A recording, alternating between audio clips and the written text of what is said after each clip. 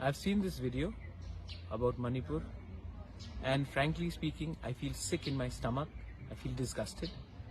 All my life, whenever our women were attacked in mainland India or abused, we've stood up, and we've always told the rest of India that it is not like this in Northeast.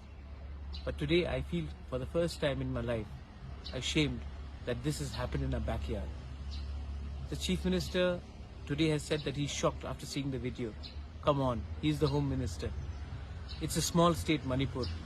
This video obviously has been circulating around Manipur, but we did not know about it because internet was banned. But I'm sure the officials knew about it, he knew about it. And he has to be held accountable. You know, all this time we've been hearing that the police has been taking sides, and this video shows that that allegation is not untrue. The Prime Minister has spoken today, the Chief Justice of India has spoken today, but we need to speak up also. I think time has come for heads to roll. And the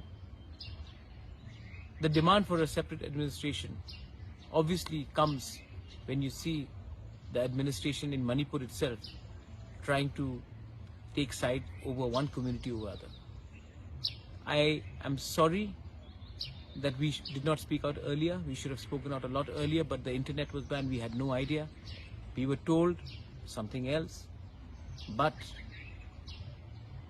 we, as Tipra Motha, the Tiprasa indigenous tribals, are with you, my sisters. We are with all of you all, and we'll stand with you. And the government of India, if they do not do something about this now, Manipur will be the experiment of hate in Manipur. The role of the politicians in this experiment of hate in Manipur, if they do not go today, I don't know how long Manipur will remain intact. That's all I have to say.